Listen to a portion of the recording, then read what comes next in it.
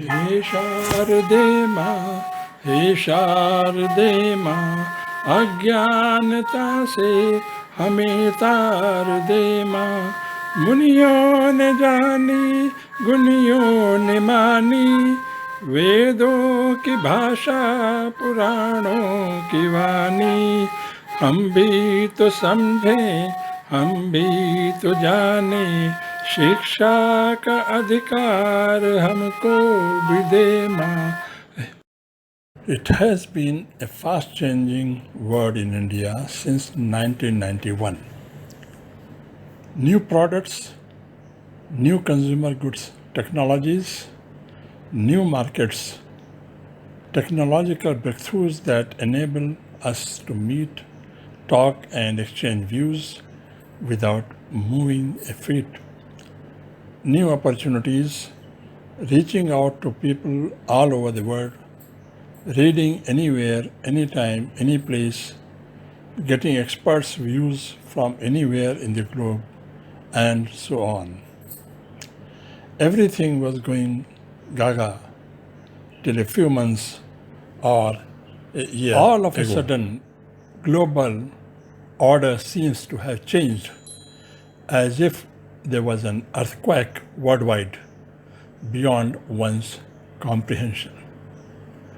WTO started breaking down, trade blocks getting created, protectionism by more advanced, economically advanced countries starting, and within European Union, UK exited European Union. Then came Corona pandemic. It just changed the whole scene. The level of uncertainty that everybody is facing is unprecedented. Nobody knows how long and what will be the shape of things to come in days and weeks and months to come. And lastly, the fight with China, military conflict, and realization sector entrenched by Chinese goods, telecom, power, pharmaceutical, electronic goods, computers, accessories, and so on. Threats of economic frauds, net security, fake messages and applications started increasing. There is growing resentment against Chinese goods, and national calls are being given to boycott Chinese goods. Question is, why now? It has not happened overnight. It has developed over a decade. Why we adopted them in the first place? It is because the goods were cheap and we had a culture of shirking hard work and accustomed to cozy lifestyle, which led to, ever since 1991, which led to avoidance of new product development from design stage using domestic natural endowments and expertise. The dependence on foreign goods, especially the core items, is as much physical as, if not more, mental, and the developmental gap is quite unimaginably vast. There is need to recognize the gaps and focus on that for action. We found a solace in management education by switching over to online teaching and training. Even here, it was swiftly jumping over as a knee-jerk reaction without even analyzing the pros and cons in the short and the long term.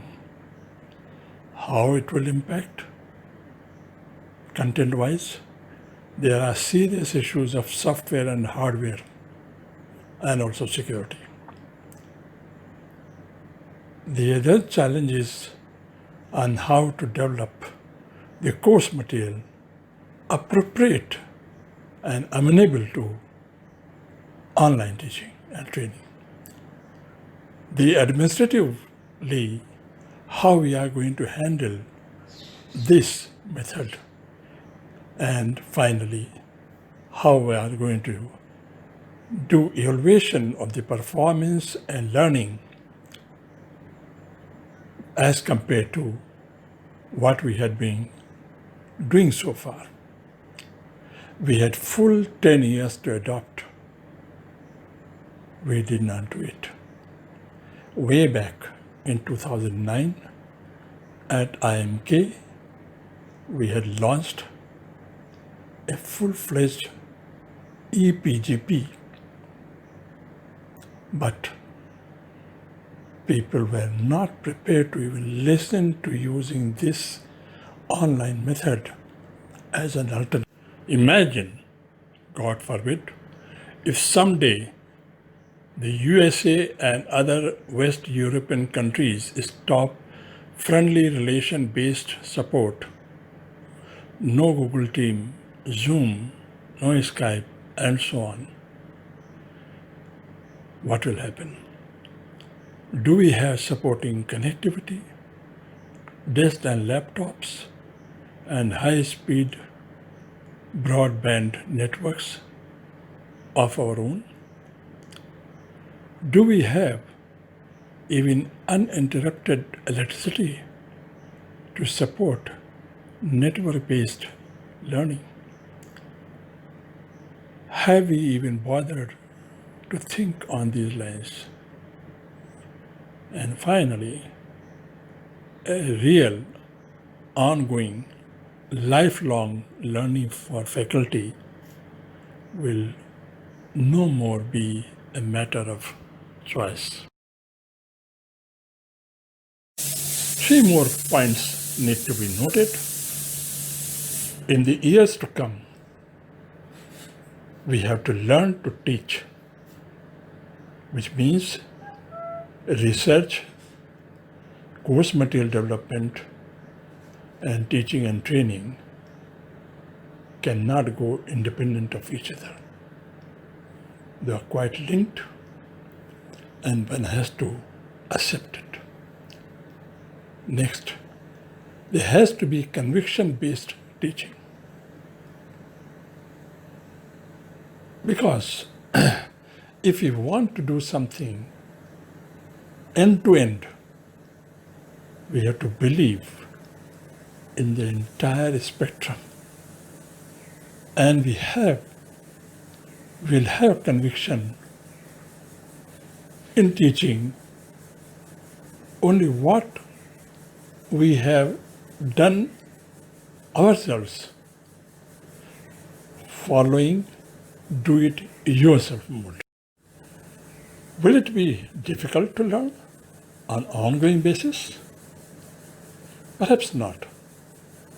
It's not going to be a cakewalk, but can be pretty lucrative, efficient, involving, spontaneous, and paying proposition.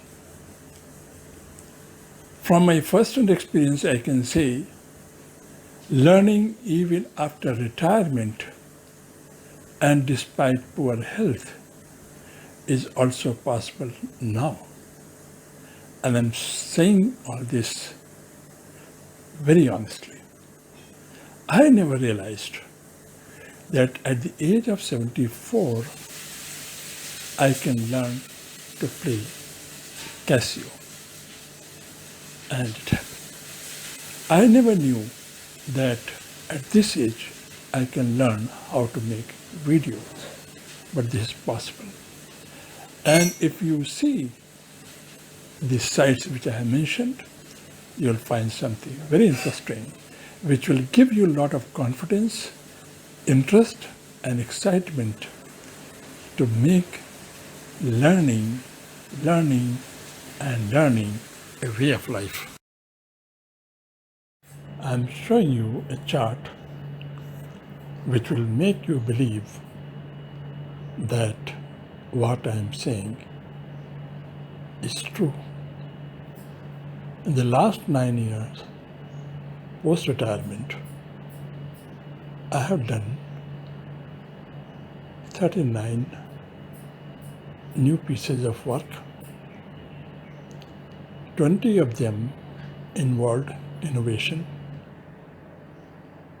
Almost 10 of them involved the activity of change inventory, and 7 of them involved my background of engineering some 50 years ago. Even more fascinating is what I did in last 8-9 months, October 2019 onwards. I made musical album, not for everybody, but for myself. I learned editing videos. I learned web design, website operation, website hosting, and learning and making educational and other videos.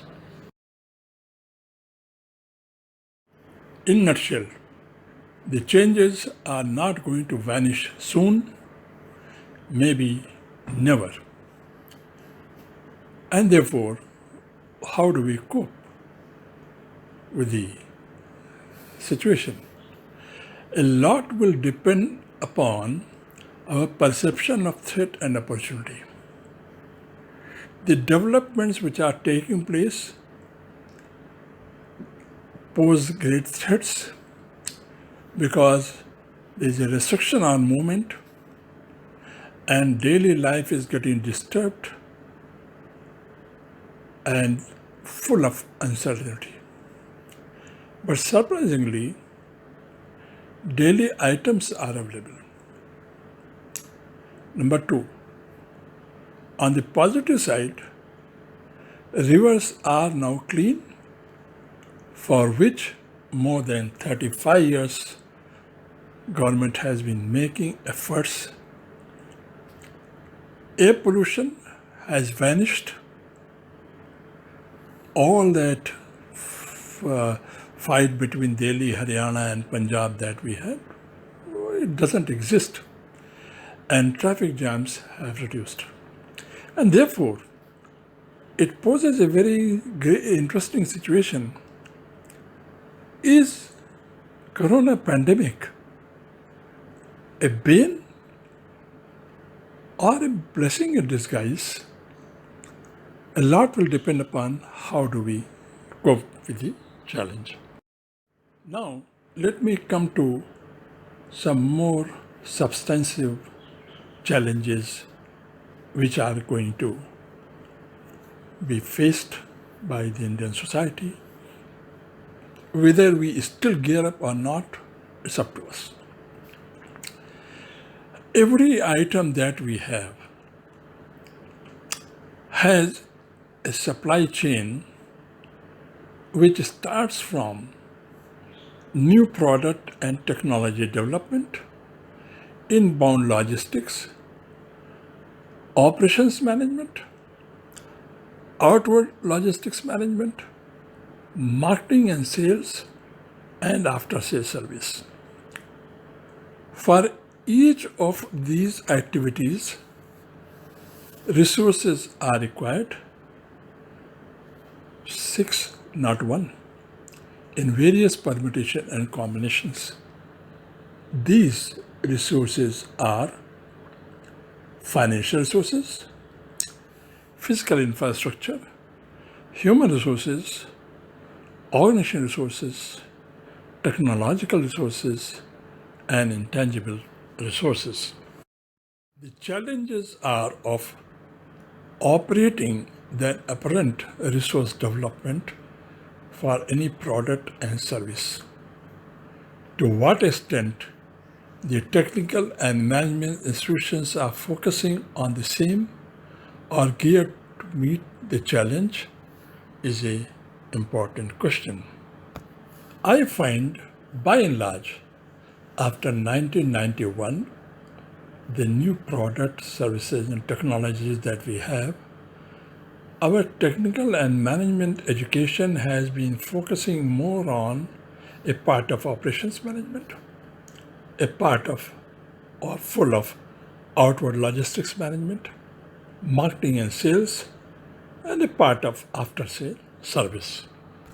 Not only that, even for these elements, the attention is focused on financial resources and human resources development.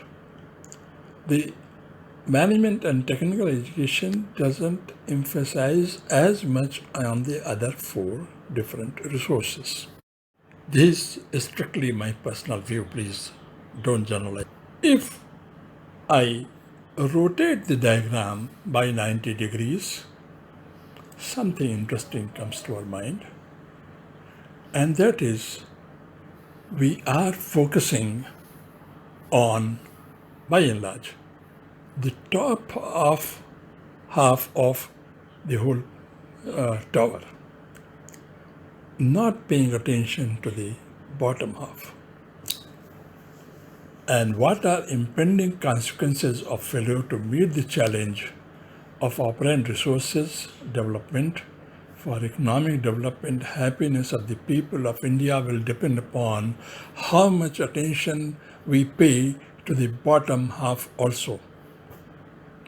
If we are not able to, it's akin to we are trying to furnish the 10th story onwards and be happy with that, how wonderful my flat is, little realizing how is the foundation.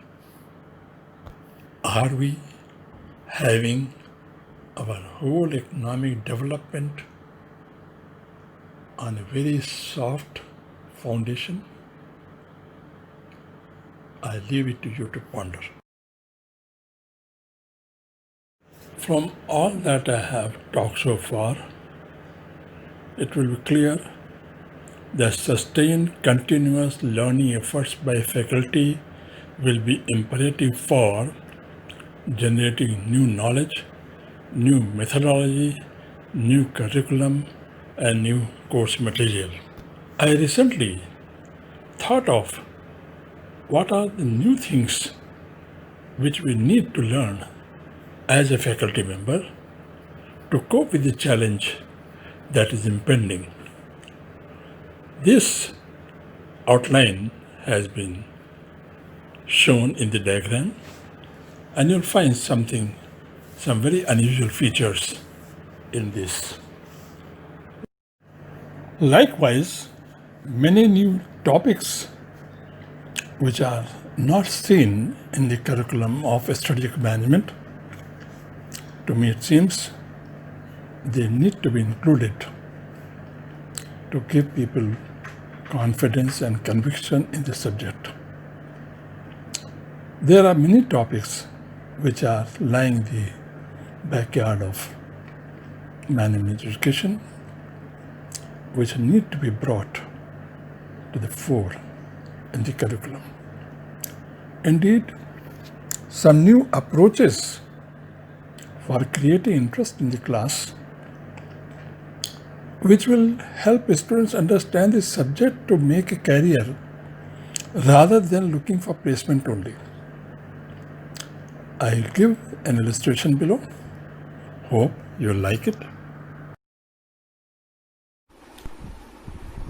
Management subject में इच्छुक दोस्तों, आपने strategic management subject के बारे में सुना होगा, शायद पढ़ा भी होगा। शुरू में ये विषय थोड़ा उलझा हुआ और कठिन प्रतीत होता है, लेकिन ऐसा है इसको सरल भाषा में समझा जा सकता है। मैंने इसके लिए कुछ सरल भाषा में पाठ्यक्रम विकसित किए हैं, शायद आप समझना चाहें।